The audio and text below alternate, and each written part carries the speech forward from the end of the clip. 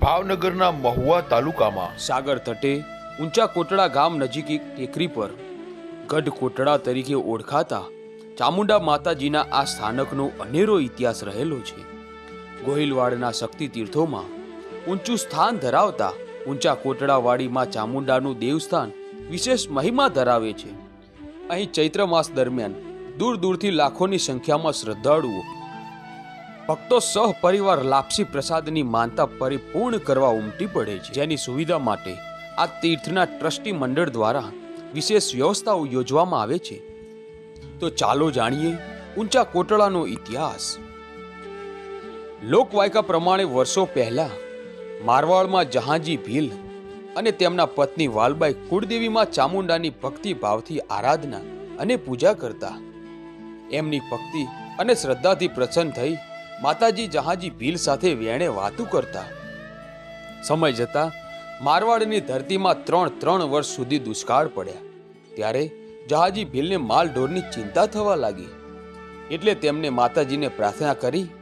પ્રાર્થના સાંભળી માતાજીએ જહાંજી ભીલને કાઠિયાવાડની ધરતી પર દરિયા બાજુ જવાનું કહ્યું.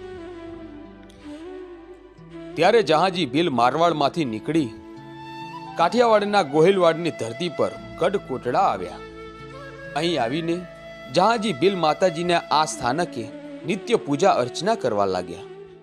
જહાંજી ભીલને શેર માટેની ખોટ હતી, એટલે માતાજીએ તેમને ભક્તિ ભાવથી પ્રસન્ન થઈને પુત્ર પ્રાપ્તિના આશીર્વાદ આપ્યા.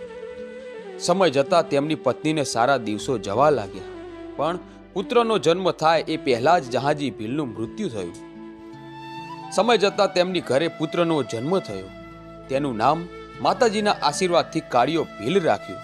પુત્રના જન્મ પછી જહાંજી ભીલના પત્નીનું પણ મૃત્યુ થાય છે. આ સમયે કુળની દેવી ચામુંડા માતાજી સ્વયં આવીને કાળિયા ભીલને લઈ જાય છે અને તેને હમીર આહિરના નેહડે મૂકી આવે છે. હમીર આહિર આશરાના ધર્મનું પાલન કરીને કાળિયા ભીલને મોટો કરે છે.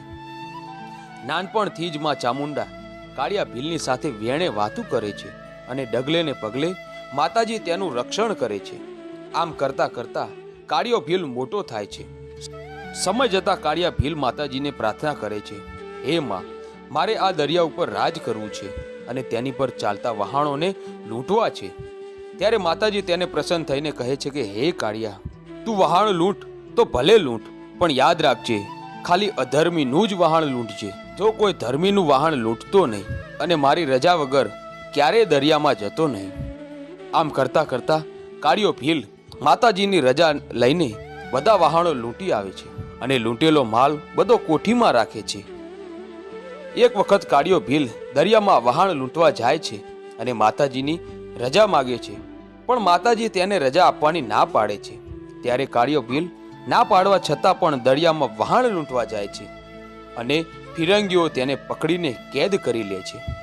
પછી જેલમાં બેઠો બેઠો કાળિયો ભીલ માતાજી પાસે માફી માગે છે અને માતાજીને પ્રાર્થના કરે, હે મારા કુળની દેવી માં ચામુંડા, મેં તમારી વાત ન માની ને ભૂલ કરી છે.